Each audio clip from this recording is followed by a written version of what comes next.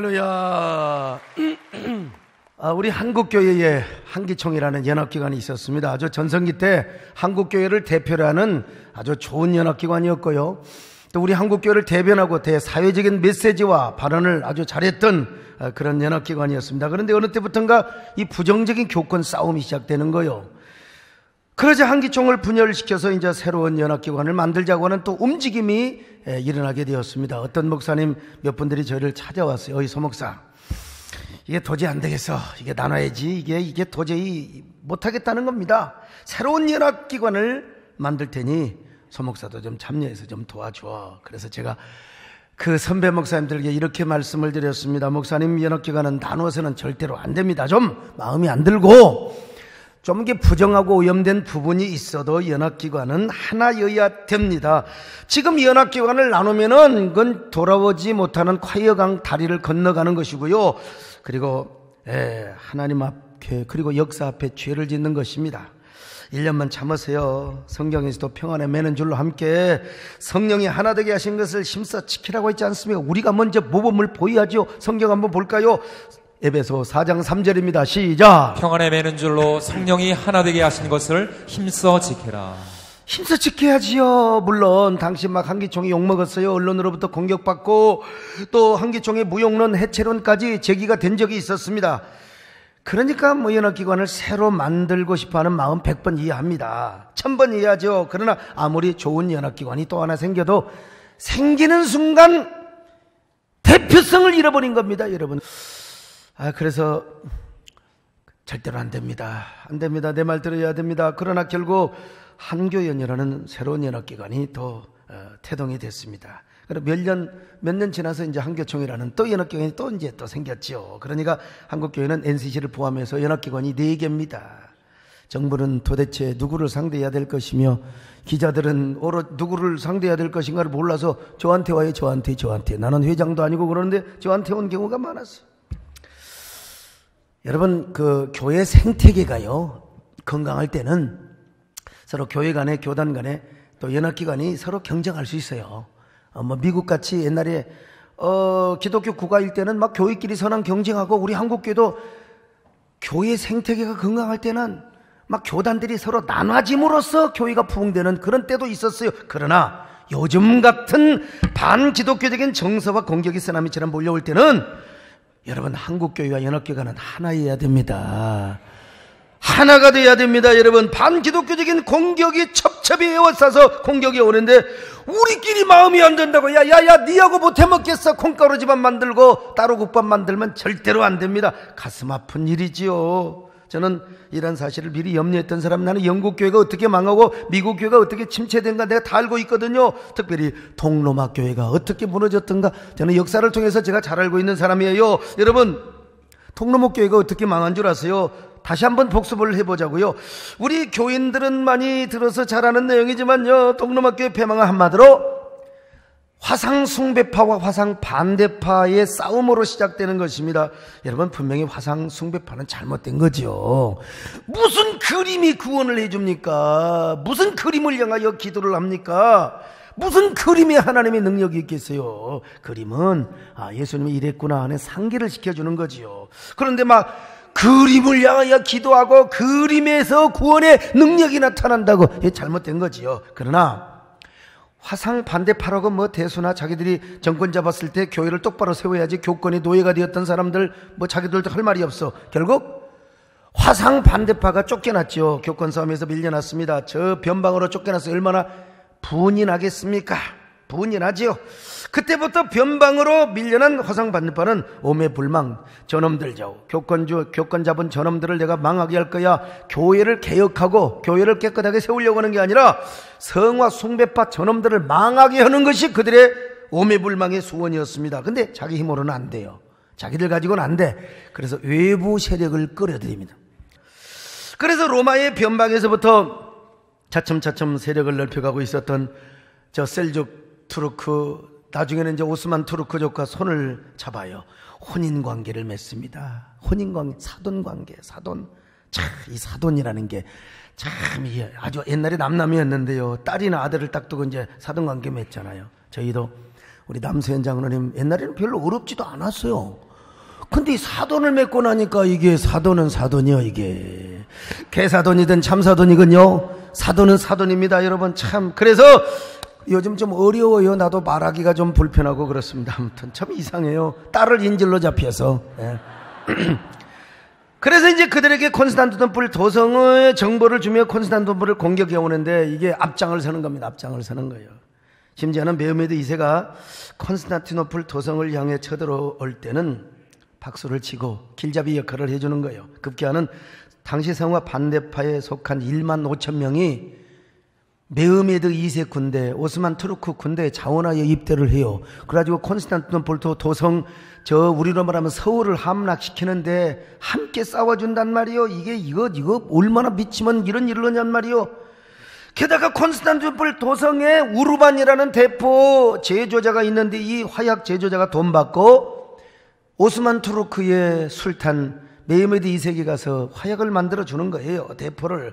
거기서 역사상, 그때까지 역사상 가장 화력이 센, 언론으로 말하면요, 저런 걸 갖다가 만들어내 얼마나 어처구니 없느냐 이 말이죠. 그래서 동로마 제국이 함락을 하기 전에 마누엘 황제 2세와 요한네스 2세가 위기를 직감하고 서구 기독교 국가들에게 가서 도움을 청합니다. 그러나 서구 기독교 국가들은, 야, 니들하고 우리하고는 교리가 달라.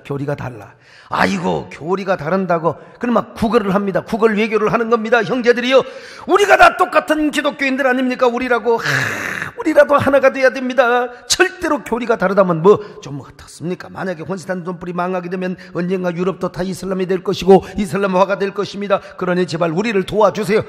아니, 동로마가 이제 화상을 숭배했다면 이제 서로 서구 기독교가들은 성상을 숭배하고 있어요. 마리아 숭배하고 있어요. 다 그놈들이야. 사실은 다 타락한 사람들이야. 그래도 기독교야. 그러면 서로 하나가 돼야 될 거 아니겠습니까? 안 도와줬어요. 이걸 메흐메드 2세가 알아차렸어요. 서구 기독교 국가에서 안 도와주겠구나. 그리고 콘스탄티노플을 쳐들어온 것입니다. 여러분, 그 콘스탄티노플은 쳐들어와도 삼면이 바다고 한쪽만 이제 성인데, 그 성도 3개, 겹겹이 3개가, 아무리 3개가 쌓여졌다 하더라도, 그러나요, 우르반이 만든 돌대포에는 어떻게 할 수가 없어요. 저 거대한 돌대포로 막 쾅쾅 사정없이 쏘아대니까 여기서 저기서 무너내리는 것입니다. 그래서 1453년 5월 29일일 겁니다. 아마. 나 이건 잊을 수가 없어요. 콘스탄티노플 도성이 함락이 됩니다. 그 모습이 무너지는 그 모습을 한번 입체 영상으로 한번 보십시다. 얼마나 비참하게 무너졌던가. 여러분, 얼마나 처참합니까? 도성 안에 7,000명의 군사들의 목숨을 다 바쳐 방어를 하였지만 10만 명이 넘는 오스만 투르크의 정예 군사들을 당해낼 수가 없었던 것입니다. 저 성 안에서는 말이죠, 콘스탄티노플 군사들의 피를 토하며 죽어가고 있을 때 저 바깥에서는 튀르크 군사들의 장엄하고 웅장한 소리가 막 외짝아 들렸지 않습니까? 여러분, 왜 그렇게 웅장한 군함 소리가 메아리친 줄 아세요? 벌써 용맹스러운 튀르크 용사가 저 성꼭대기에다가 십자가 깃발을 갖다가 던져버리고 오스만 투르크의 깃발을 흔들고 있었기 때문입니다. 여러분, 저 소리를 보고 오스만 투르크의 저 깃발을 바라보고 막 도성의 바깥에 있는 용사들이 막 웅장한 군함 소리를 질렀단 말입니다. 여러분, 그렇게 성이 무너졌어요. 성은 무너지자 도성 밖에 6,000개의 교회당과 도성 안에 있는 100여 개의 교회당이 다 이슬람의 모스크로 다 변모합니다. 그 대표적인 성당이 그 유명한 성소피아 성당이요. 유스티아누스 대제가 저 모습을 보고 얼마나 하늘에서 통곡을 할까. 그런데 하나님을 섬기고 예배하던 저 웅장한 성소피아 성당이 수백 년 동안 알라를 경외하다가 지금은 세계 모든 사람들의 박물관으로 구경거리가 되었다 이 말이죠. 그러다 지금은 이레네 교회를 한번 볼까요? 이레네 교회, 이게 AD 381년에 우리가 믿는 성부, 성자, 성령 하나님을 확정한 그런 장소였습니다. 여러분요. 그러나 저 교회도 이슬람이 지금 모스크로 쓰임받고 있어요. 들어가 보면 얼마나 큰지 몰라요. 아무튼 얼마나 기가 막힌가. 그래서 콘스탄티노플이 함락되는 날 백마를 탄 메흐메드 2세가 성소피아 성당에 들어오면서 이런 얘기를 했다고 해요. 두려워 말라, 놀라지 말라. 나는 너희에게 평화를 주러 왔노라. 아멘한 사람이 있으면 큰일 나요. 이게 하나님 말씀이 아니라 지금 매음에도 이세가 한 얘기예요. 나는 어릴 때 우리 어머니에게서 배웠던 기독교는 싸우는 종교가 아니었다. 하나님을 잘 섬기고 평생 평화롭게 이웃과 살아가는 것이 기독교라고 들었는데, 내가 자라서 본 기독교는 그렇지 않아. 맨날 쌈박질만 하고. 그래서 니들 쌈 못하게 내가 알라의 이름으로 평화를 주러 왔다. 더 이상 싸우는 일은 없을 것이다. 이런 이교도의 비아냥거리는 소리, 여러분 우리 지금 한국교회 지도자들이 들어야 돼. 한국교회 지도자들이 들어야 되고요. 우리 한국교회 목회자, 우리 연합하지 않으면 큰일 납니다. 이 수치와 치욕의 소리를 모든 세계 지도자들이 들어야 돼요. 특별히 더 안타까운 것은 동로마 교회를 무너뜨린 사람들이 바로 누구냐? 기독교인이요. 그러니까 기독교인이 교회를 무너뜨렸어요. 서로 분열하고 싸우다가 망한 것이죠. 지금도 이스탄불에 가면은 무너진 성벽터가 있어요. 데오도시우스의 성벽터라 이 말이죠. 데오도시우스가 쌓았다고. 이 역사를 알고 그곳에 가면 진짜 저렇게 다 무너졌잖아요. 저 아름다운 망대, 엄청난 망대 다 무너졌잖아요. 제가 그래서 이 역사를 알고 그 현장에 가면 가슴이 미어집니다. 그냥 아마 모르는 사람들은 그냥 가서 구경만 하고 오겠지만, 이 역사를 알고 가면, 그래서 제가 지난번에 교인들과 함께 그곳에 가서 어떤 노래를 부른지라, 이 찬송가도 아닙니다. 제가 얼마나 제 마음이 미어지만 그곳에 가서 교인들과 함께 우리 황성의 터라는 노래 한번 불러봅시다. 얼마나 기가 막히면 그렇겠어요. 그 영상이 준비되어 있는지 모르겠어요. 한번 보시겠어요? 한번 우리가 진짜 너무너무 안타까운 마음으로 불러야 할 노래가 있습니다. 자, 노래부터 그 노래 나와, 한번 따라 불러보세요. 파격적인 노래입니다. 황성의 터에 밤이 되니 월색 많고요 폐허의 서른 회포를 폐허의 자, 요 정도 들읍시다. 여러분, 요 정도 들으면 진짜. 회포를 참. 여러분 얼마나 기가 막히면 얼마나 이게 내 가슴이 이게 참 얼마나 참. 저는 이 역사적 사실을 우리 대한민국 국회의장을 하셨던 김영호 전 국회의장님이 쓰신 술탄과 황제라는 책을 통해서 알게 됐어요. 제가 해외간이라고 출판 기념회를 못 갔더니 이렇게 보내주신 거예요. 이 책은 정확한 팩트에 근거해서 술탄과 황제의 일기 형식으로 쓴 책입니다. 제가 얼마나 도전을 받았으면 내가 300권인가 이건 500권인가 책을 사서 교계 지도자들에게 다 보내줬어요. 한번 읽어보라고. 근데 그 책 읽고 목사님 내가 진짜 잘 읽었다고 그렇게 들어본 사람이 없어요. 그냥 제목이 좀 그런 것 같아. 그래서 제가 몇 년 전에 이란 동로마 교회 폐망사를 한기총과 한교인 관계자들을 한 곳에 모아놓고 좀 이 얘기를 하려고 했어요. 제가 양쪽에다 우리 신광수 목사님도 잘 아시겠지만 제가 대한민국에서 가장 좋은 호텔 300명도 줬습니다. 500명도 좀 내 밥 다 사드릴게. 그리고 밥만 사드려 내가 오면은 교통비도 내가 다 드리겠습니다. 대신 나에게 1시간에서 1시간 반 이야기할 수 있는 시간 저에게 주세요. 나 혼자 방해받지 않고 말할 수 있는 시간을 해주세요. 저는 그때 동로마 교회가 어떻게 처참하게 멸망하게 되었는가에 대한 과정과 결과를 이야기하고 싶었습니다. 그래서 우리가 반드시 하나가 되어야 한다는 사실을 호소하고 싶었습니다. 주님도 한 분이요, 믿음도 하나요, 세례도 하나요, 하나님도 한 분이니 만유를 통일하시며 만유 안에 계시는 하나님 앞에 우리가 하나가 되어야 되지 않겠느냐고 제가 눈물로 외치고 싶었습니다.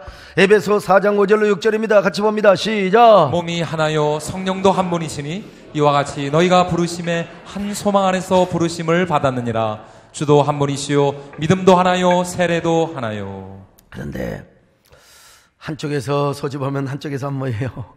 한쪽에서 소집하면 또 한쪽에서 안 모여요. 참 결국 중재적인 지도자가 없어서 못했어요. 세월이 흘렀습니다. 우리 교회가 이제 30주년 맞이해서 한국교회를 해서 무슨 의미 있는 일을 좀 한번 해볼까. 그러다가 지난번 성도들과 함께 이스탄불에 갔을 때 이거구나 다시 깨달음이 왔습니다.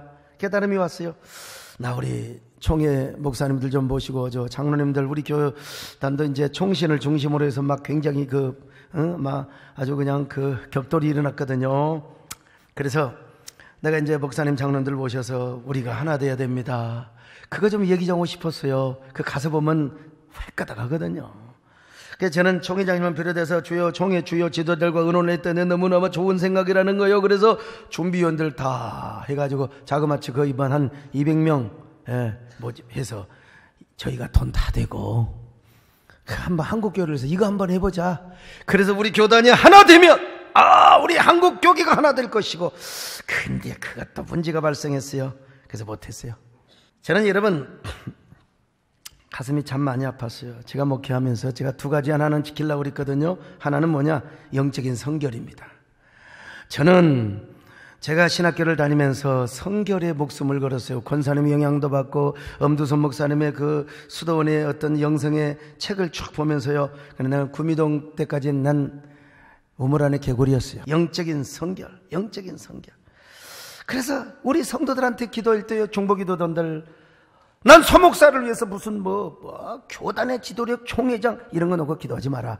자, 깨끗한 종이 되게 하여 주옵소서. 성결한 종이 되게 하여 주옵소서. 주여 깨끗하기를 원합니다. 퓨리티의 영성에 제가 목숨 건 사람이요. 두 번째는 뭐냐? 오로지 교회 부흥과 성장이었어요. 예배당 지을 때까지, 예배당 지을 때까지 오로지 교회 부흥. 총회 활동을 했나요? 연합운동? 전혀 안 했어요. 연합운동하는 사람들, 막 총회 활동하고 이런 사람들 정치꾼이라고 생각했다니까 제가. 뭐하게 교회에서 예배 드리면 되지 연합활동을 하고 그럴 필요가 뭐가 있느냐. 그래서 저는 그분들 만나 식사한 적도 없고 교회 강단에 초청한 적도 없고, 저도 옛날에 영국 교회 목회자와 미국 교회 목이 똑같았어요. 근데 문제는 뭐냐? 의식이 바뀌는 게 중요하다는 거예요. 의식만큼 하나님이 쓰신다는 겁니다. 의식만큼. 제가 그걸 깨달았죠. 아무튼 그때는 의식이 그랬어요. 그래서 부지런히 예배당을 지었습니다. 그리고 오직 전도밖에 몰랐습니다. 우리 교회가 얼마나 성장한 줄 아십니까? 예배당 지어본 목사님들 아시겠지만 땅 사서 예배당 짓는다면 교인들이 실실 눈치 보고 실실 빠져요. 왜? 건축원금하기 싫어가지고. 근데 우리 교회는 땅 사서 예배당을 짓는 순간 갑절의 부흥을 이루었습니다. 여러분, 한국교회 대단한 부흥의 모델이 되었죠. 정말 대단했죠. 그런데 갑절 성장을 탁 하고요, 성전, 그것도 구미동에 성전 지은 지 5년 만에, 이거 완전히, 그때 누가 뭐라고, 아니 목사님 교회 지은 지 5년 만에 또 짓습니까? 한 사람도 없었어요. 그만큼 분위기가 좋았다니까요. 그만큼 분위기가 좋았어요. 제가 이대로 갔으면요, 계속 제가 성장주의로 갔으면 아마 지금 여러분 이 장소에서 예배드리지 않아요. 딴 데서 예배드리지. 근데 이제 누구를 만났느냐면 국정원장 을 하시고 법무부 장관을 하셨던 김승희 장로님을 만나서 내가 이슬람 또 동성애 반기독교 세력의 전략과 공격의 실체에 대해서 알고요, 한국 목회 생태계의 중요성을 제가 깨우치게 되었습니다. 그래서 이제 목회 의식이 완전히 180도로 바뀌게 되었어요. 하여간 제가 이런 일을 하다 보니까 막 한창 오해를 받았습니다. 야, 저 소강석이 말이요, 정치성이 농후하니, 아이고 저 정치 목사니. 그러나 저는 아랑곳하지 않고 누가 뭐라면 어떠냐, 나 하나님 일을 위해서 일한다.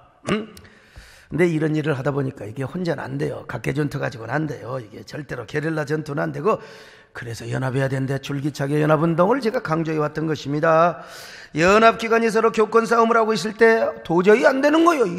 안 돼. 그래서 17개 광역시도 모임을 만들어서 그분들과 함께 결집을 해서 정치인들을 설득하고 정부를 설득하고 항의하고, 그러면서 제가 깨달았어요. 연합운동이 정말 중요하는데 항상 깨닫고 있는 게, 연합을 하면 흥하고 분열하면 망한다. 한번 따라 합시다. 연합하면 흥하고 분열하면 망한다. 저는 이렇게 이 동로만은 가슴을 찢어지겠지만 그래도 저의 가슴을 뛰게 했던 이야기가 있어요. 그것은 누구의 이야기냐? 얀 소비에스키에 대한 이야기입니다. 아마 목회자들 가운데 이게 제대로 알고 있는 사람 몇 안 될 거예요. 콘스탄티노플 도성을 멸망시켰던 메오메드 2세의 손자, 이제 메오메드 4세가 그 여세를 몰아서 로마의 성 베드로 성당까지도 모스크로 만들겠다며 이제 유럽을 치러 왔습니다. 그때 첫 관문이 뭐냐? 비엔나입니다. 비엔나. 당시로서는 비엔나만 점령하면 로마로 바로 진격이 가능했습니다. 왜냐하면 신성로마 제국은 말만 신성로마 제국이 이제 서로 그냥 싸우고 있었어요. 이전 투구하고 있었습니다. 특별히 신성로마 제국에 속해 있는 프랑스가 그래가지고 비엔나가 무너지기를 원한 거예요. 이다 저기 아주 심보가 놀부 심보예요. 그래서 프랑스는 뒤에서 이슬람군을 은근히 원조해 주면서 저 새끼들 쳐버려, 비엔나 쳐버려. 그러면서 여러분 메헤메드 4세를 막 충동질을 하기 시작하는 거예요. 요즘으로 말하면 어느 이웃교회가 싸우고 있네. 그러니까 막 기분이 좋아가지고 이웃교회 목사가 반대팔을 부축해가지고 내가 들어보니까 그 목사 좀 안 좋네 그 말이야. 쳐버려. 예? 이런 것과 똑같은 거라고 말할 수 있습니다, 여러분. 그러자 메헤메드 4세는 총사령관 무스타파, 예? 뉴스타파가 아닙니다. 무스타파를 앞세워서 30만 군대를 조직해서 진격을 한 것입니다. 이때 비엔나 군사는 15,000명. 그러자 이제 황제 레오폴드 1세는요 왕궁을 버리고 걸음아 나 살려라 다 도망가 버렸어요. 지도자는 여러분 책임을 져야 됩니다. 지도자는 책임감이 있어야 돼요. 지도자는. 에? 여기 지도자가 아닌 사람은 지금 꾸벅꾸벅 좋을 수 있어요. 나 말고도 다른 사람의 설교 들으니까. 그러나 지도력을 가지고 있는 사람은 내가 아니면 누가 우리 목사님의 설교를 듣겠느냐 눈이 깜빡깜빡해요. 엊그제 태어났네. 여러분 올해 저기 할아버지가 되었어요. 여선녀를 낳았는데 아니 얘가 태어난 애가 눈을 떠갖고 깜빡깜빡하고 있어요. 그런데 나이 먹은 사람이 눈을 이렇게 하면 되겠습니까? 이런 어이고 나왔네. 할렐루야.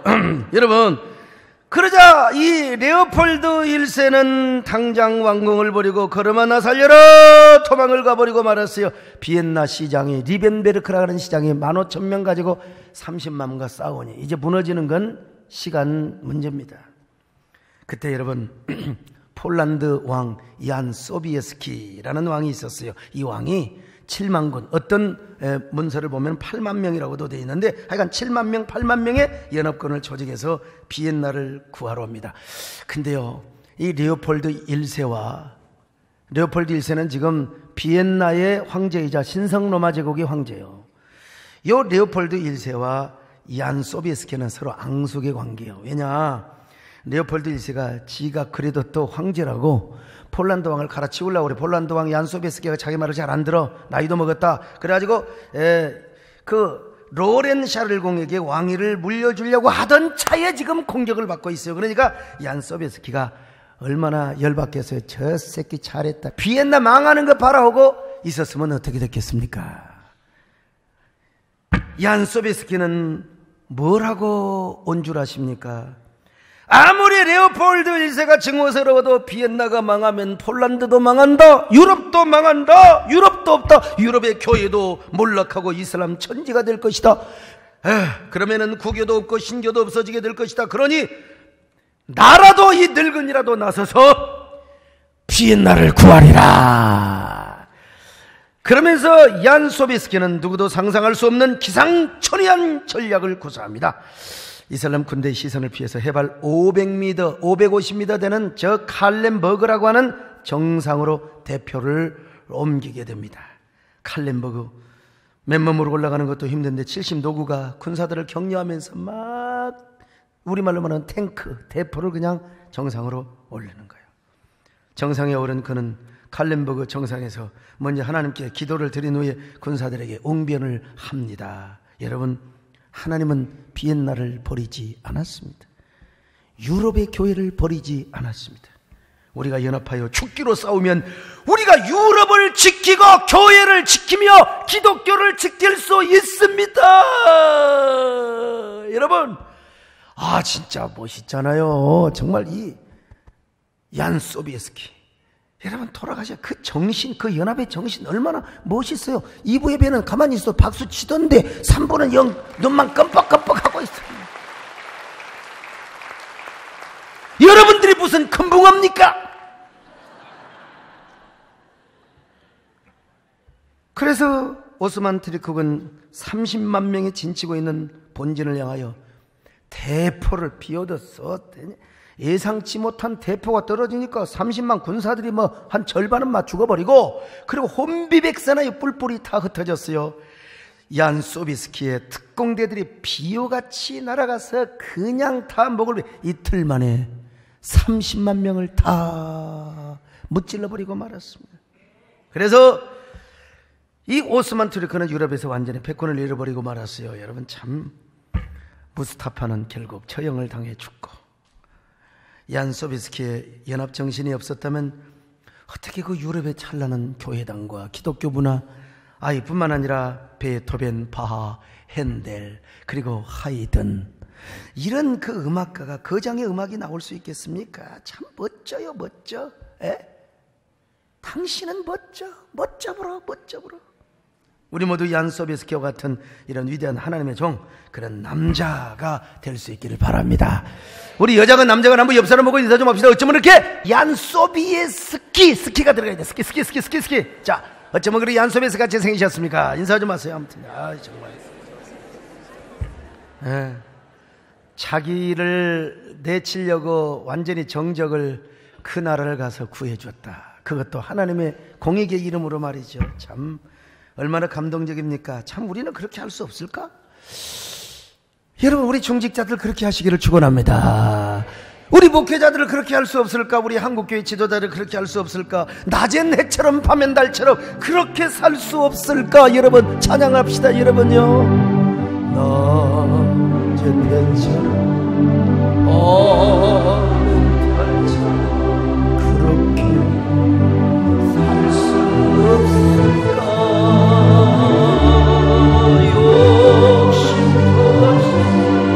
어두운 세상 비추며 온전히 나를 위해 살듯이 나의 인생에 나는 이 땅에 빛과 소금을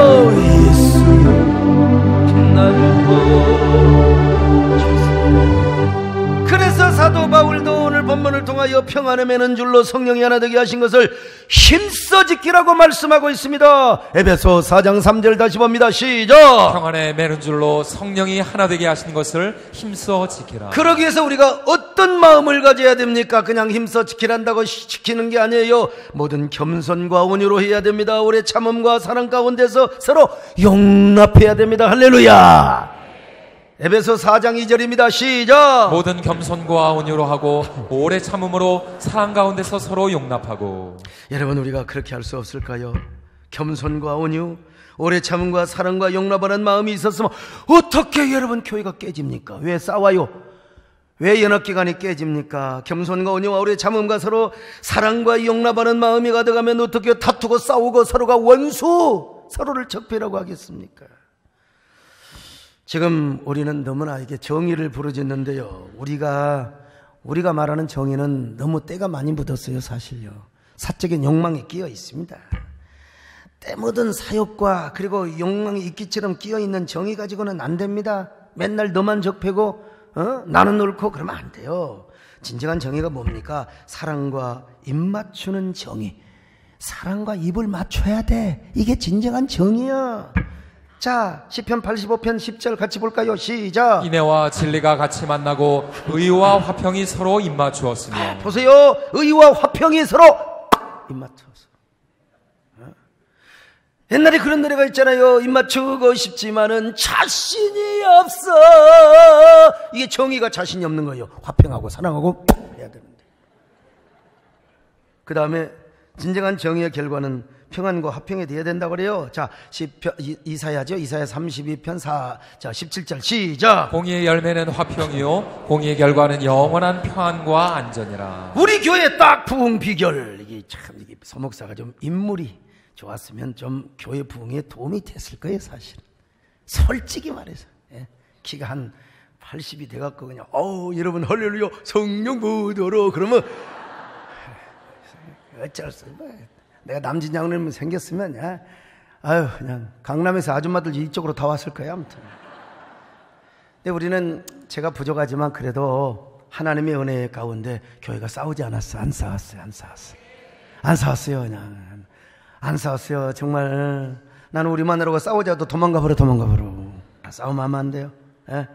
여러분, 그래서 우리가 화목의 사람이 되어서 교회가 그냥 붕 되더라고. 화목의 사람. 화목하십시다. 할렐루야. 예. 여러분, 시간이 갔지만요. 미국의 클린턴 전 대통령이 세계적인 바람둥이였다는 거 여러분 다 아시잖아요. 예. 이 빌 클린턴이 그런 사람이었어요. 그래서 미국의 모든 여성들이 클린턴을 좋아했대요. 다 좋아했대요. 텔레비만 나와도 막 클린턴. 우리 미 연방 하원 의원이셨던 김창준 장로님이 지금 앞에 이제 와 계세요. 이분이 우리 김창준 장로님에 의하면요, 이 미 하원을 하셨으니까 와싱턴의 모든 젊은 여자들이 저녁이면 유리 창문을 다 열어놨대요. 웰컴 마이 클린턴. 이렇게. 그런데 이제 밤이야. 대통령도 남자인데 모르게 가서 그러면 안 되지만, 그건 또 어떻게 우리가 안 본 데 가서 이해를 할 수 있지만, 백악관 집무실에서 대낮에 자기 딸과 같은 루인스키 이런 여자와 함께 이 사건이 여러분 신문에 다 나오고 방송에 우리나라까지 다 나왔어. 그냥 다 나왔어. 클린턴의 빤스까지 다 공개되고. 참. 이게 뭔 창피해. 그래서 클린턴은 탄핵 위기를 맞게 됩니다. 이미 하원의회에서는 1차 탄핵이 되었어요. 우리 여기 계신 우리 김창준 장로님도 탄핵에 찬성을 저 새끼는 안 된다. 던졌어요. 이제 상원 의원만 거치면 클린턴은 완전히 탄핵이 됩니다. 우리나라는 대법원 가지만 헌법재판소 가든가 대법원 가든가 헌법재판소죠. 우리나라는 그 갈 기회라도 없어요. 그냥 미국은 상원 끝나면 다 끝나는 거예요. 그냥 보따리 싸는 거예요. 그래서 이제 상원 의원회에서 이제 표결을 딱 하려고 하는데 이때 힐러리가 어떻겠습니까? 내가 힐러리의 친남동생 토니를 통해서 내가 들었는데요. 방에서 이불을 뒤집어 쓰고 자기 누님이요, 눈이 통통 붙도록 웃었대요. 힐러리가 얼마나 이쁜 여자입니까? 그런데 세상에 자기를 두고 다른 여자와 불륜의 관계를, 그것도 힐러리는 명문가문에서 자랐어요. 클린턴은요, 저 흑인가에서 도색 잡지 보고 저런 거지 같은 놈을 내가 사랑하고 결혼해갖고 내가 이 대통령까지 만들어줬는데 네가 나를 그럴 수 있어? 물어뜯어 죽이고 싶어 이 개자녀야. 그러나 힐러리가 어떻게 한 줄 아세요? 나 이건 몰랐는데 우리 김창준 장로님한테 들은 얘기입니다. 상원의회에서 막 표결을 하기 전 클린턴과 함께 힐러리가 기자회견을 했답니다. 근데 힐러리가 기자들 앞에서 뭐라고 말하느냐? 여러분, 저는 그래도 클린턴을 사랑해요. 아무리 클린턴이 잘못했어도 나는 클린턴을 용서할 거예요. 그래도 클린턴은 내 남편이고 미국의 대통령이에요.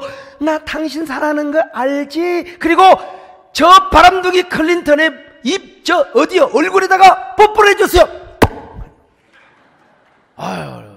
이쪽만 한 게 아니요. 이쪽도 여보 이쪽 볼타고 내놔. 자, 여러분, 그러면서 클린턴을 안고 I love you. 참, 힐러리의 그런 말과 행동에 모든 기자들이 감동을 먹어버린 거예요. 모든 시민들이 감동을 받은 거예요. 감동. 지금 고개 숙이고 있는 여자들 저 좀 봐요.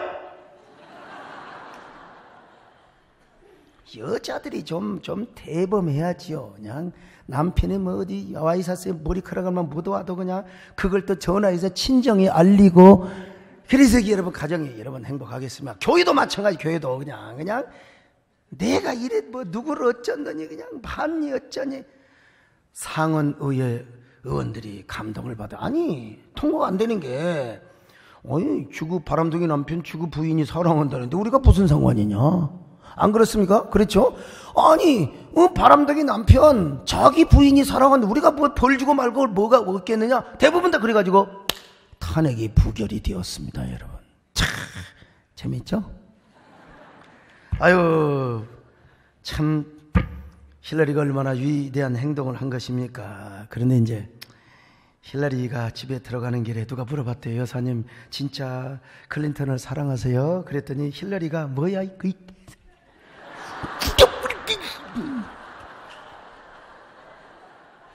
그래도 물어뜯어 죽여 분이 안 풀릴 정도로 미워지만 그래도 내 딸을 사랑하고 가정을 사랑하고 미국을 사랑하고 남편을 사랑하고 자기가 살기 위해서 그랬다 이 말이야. 여러분 꼭 우리가 사랑해서만 하는 겁니까? 교회의 덕을 위해서, 공동체의 공익을 위해서. 할렐루야. 공동체의 공익을 위해서. 참 그렇습니다. 연합하면 흥하고 분열하면 망합니다. 이것은 가정도 그렇고 교회는 더 그렇습니다. 이 원리를 알기 때문에 우리는 교회에서 싸우지 말자고 했어요. 여러분 하나 되시기를 바랍니다. 예수 안에서 하나 되시기를 바랍니다. 성경은 말씀하지 않습니까? 몸이 하나여 성령이 한 분이라고. 그리고 우리가 부르심의 한 소망 안에서 부름을 받았다. 에베소 4장 4절입니다. 시작. 몸이 하나요 성령도 한 분이시니 이와 같이 너희가 부르심의 한 소망 안에서 부르심을 받았느니라. 예수 안에서 하나가 되시기를 축원합니다.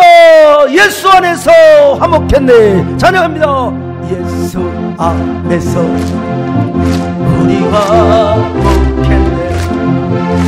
예수 안에서 우리와 화목했네.